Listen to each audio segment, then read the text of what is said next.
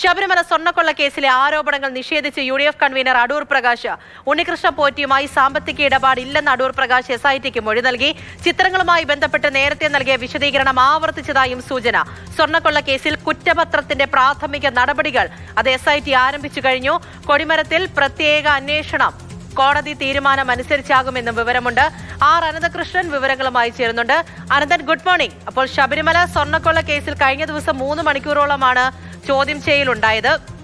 അതിനുശേഷം എന്തെല്ലാം മാധ്യമപ്രവർത്തകർ പല കാര്യങ്ങളും ചോദിച്ചിട്ടുണ്ടായിരുന്നു. അപ്പോൾ എന്തെല്ലാം കാര്യങ്ങളിലാണ് ചോദ്യം ചെയ്യലുണ്ടായത്, എന്തെല്ലാം മറുപടി പറഞ്ഞിട്ടുണ്ടോ തുടങ്ങിയ കാര്യങ്ങൾ, പ്രത്യേകിച്ച് ഈ സാമ്പത്തിക കാര്യങ്ങളൊക്കെ അന്വേഷിച്ചു തുടങ്ങിയ കാര്യങ്ങളായിരുന്നു അറിയേണ്ടത്.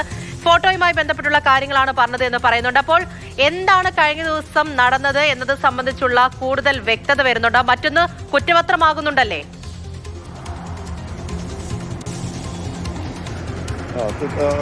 ഗുഡ് മോർണിംഗ് പൂജ. ശബരിമല സ്വർണ്ണക്കൊള്ള കേസുമായി ബന്ധപ്പെട്ടാണ് ഇന്നലെ അടൂർ പ്രകാശ് MPയെ SIT ചോദ്യം ചെയ്തത്. ഒരു 2-2.5 മണിക്കൂർ മൊഴിയെടുപ്പ് പോലീസ് ആസ്ഥാനത്ത്, അതായത് ക്രൈംബ്രാഞ്ചിന്റെ ആസ്ഥാനത്ത് തുടരുകയും ചെയ്തിരുന്നു. അതിനുശേഷം അടൂർ പ്രകാശ് MP പ്രതികരിച്ചത് സാമ്പത്തിക ബന്ധവുമായി ബന്ധപ്പെട്ട കാര്യങ്ങളൊന്നും ചോദിച്ചില്ല, അല്ലെങ്കിൽ അത് സംബന്ധിച്ച് ഒരു കൃത്യമായ ഒരു ഉത്തരം അദ്ദേഹം നൽകിയിരുന്നില്ല. പക്ഷേ നമുക്കറിയാൻ കഴിയുന്നത് സാമ്പത്തിക ഇടപാട് സംബന്ധിച്ചുള്ള വിശദമായ ചോദ്യങ്ങൾ MPയുടെ നേരെ ഉണ്ടായിരുന്നു. അതുമായി ബന്ധപ്പെട്ടുള്ള മൊഴികളും എടുത്തിട്ടുണ്ട്. അപ്പോൾ അത്തരം ബന്ധങ്ങളൊന്നും ഉണ്ണികൃഷ്ണൻ പോറ്റിയുമായിട്ടില്ല എന്നുള്ള ഒരു നിലപാടാണ് അടൂർ പ്രകാശ് MP എടുത്തതെന്നാണ് നമുക്ക് ലഭിക്കുന്ന വിവരം. അപ്പോൾ ചില ഈ സാമ്പത്തിക ഇടപാടുകൾ സംബന്ധിച്ചുള്ള ആരോപണങ്ങളൊക്കെ MP പൂർണ്ണമായും നിഷേധിക്കുന്ന നിലപാടാണ് ഇന്നലത്തെ മൊഴിയെടുപ്പിൽ എടുത്തത്. അതിനൊപ്പം തന്നെ ഈ ഉണ്ണികൃഷ്ണൻ പോറ്റിയുമായി സൗഹൃദമുണ്ട് അല്ലെങ്കിൽ പരിചയമുണ്ട് എന്നുള്ളത് അദ്ദേഹം സമ്മതിച്ചിട്ടുണ്ട്.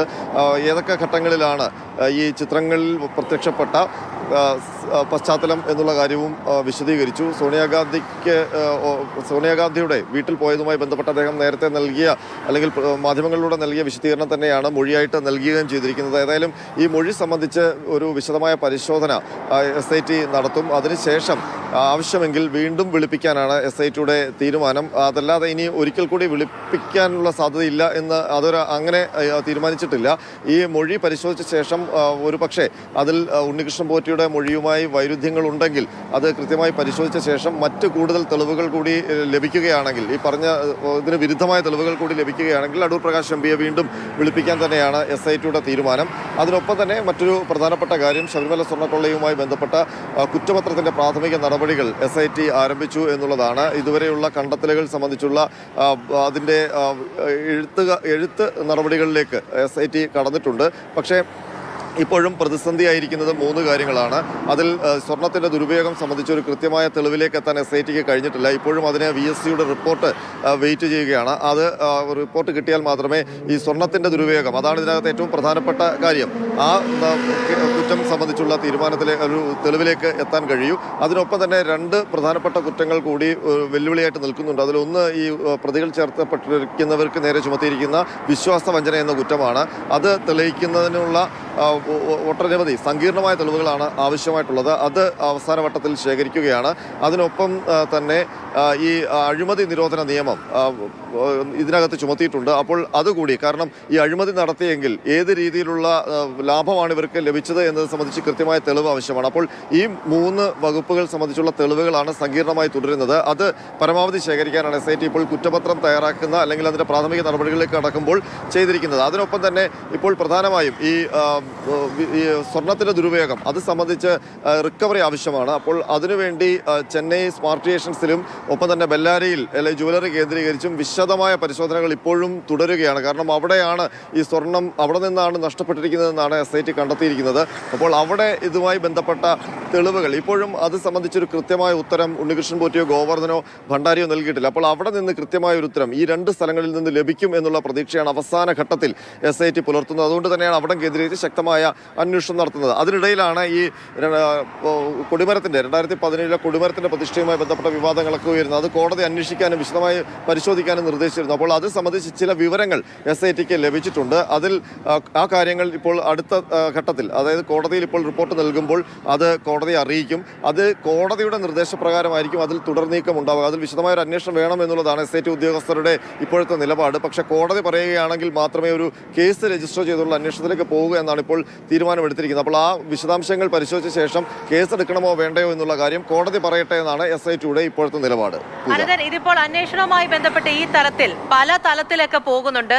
അതോടൊപ്പം തന്നെ ഈ രാഷ്ട്രീയപരമായിട്ടുള്ള കാര്യങ്ങൾ ഇപ്പോൾ കൂടുതൽ സജീവമാകുന്നു എന്ന് നമുക്ക് പറയേണ്ടി വരില്ലേ? പ്രത്യേകിച്ച് കഴിഞ്ഞ ദിവസം ഈ ചോദ്യം ചെയ്യൽ ഉണ്ടായതോടുകൂടി ഇത് രാഷ്ട്രീയ പ്രേരിതമാണ് എന്ന് പ്രതിപക്ഷത്തിന്റെ ഭാഗത്തുനിന്ന് അഭിപ്രായങ്ങൾ ഉയരുന്നു.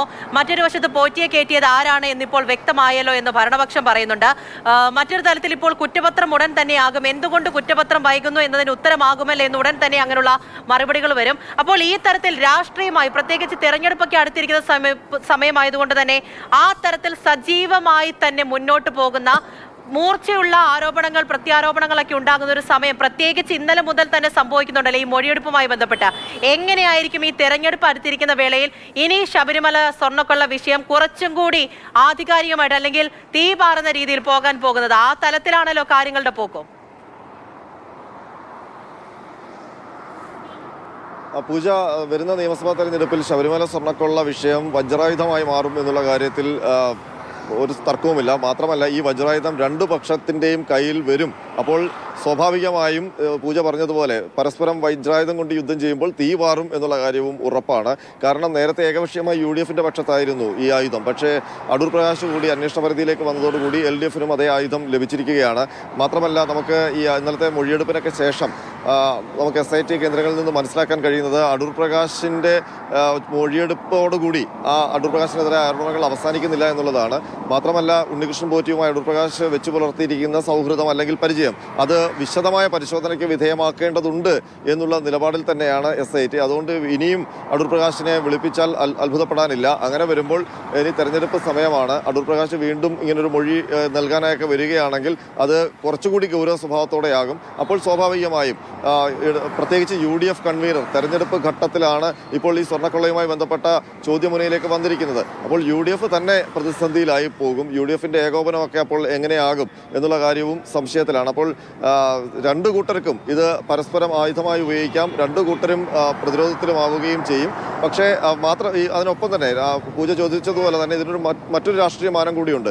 ഈ അന്വേഷണത്തിന്റെ അവസാന ഘട്ടത്തിലേക്ക് എത്തുമ്പോൾ ഇതിന്റെ സാമ്പത്തികമായ ഇടപാടുകൾ സംബന്ധിച്ചുള്ള പരിശോധനകളിലേക്ക് വരുമ്പോൾ കൂടുതൽ രാഷ്ട്രീയ നേതാക്കൾ ഈ അന്വേഷണ പരിധിയിലേക്ക് വരാനുള്ള സാധ്യതയും SIT കേന്ദ്രങ്ങൾ തള്ളിക്കളയുന്നില്ല. അപ്പോൾ അത് സംബന്ധിച്ച് ചില സൂചനകൾ അവർക്ക് നേരത്തെ തന്നെ ഉണ്ടായിരുന്നു. അത് ചില വിവരങ്ങൾ ഉണ്ണികൃഷ്ണൻ പോറ്റിയുടെ ഫോണുകളിൽ നിന്ന്, ആ 2 ഫോണുകളാണ് ഉണ്ടായിരുന്നത്, അതിൽ നിന്നും ലഭിച്ചിരുന്നു. അപ്പോൾ അത് സംബന്ധിച്ച് കൂടുതൽ തെളിവുകൾ ഇല്ലാത്തതുകൊണ്ടാണ് ഇതിന്റെ അന്വേഷണമൊക്കെ അവസാന ഘട്ടത്തിലേക്ക് മാറ്റിവെച്ചിരുന്നത്.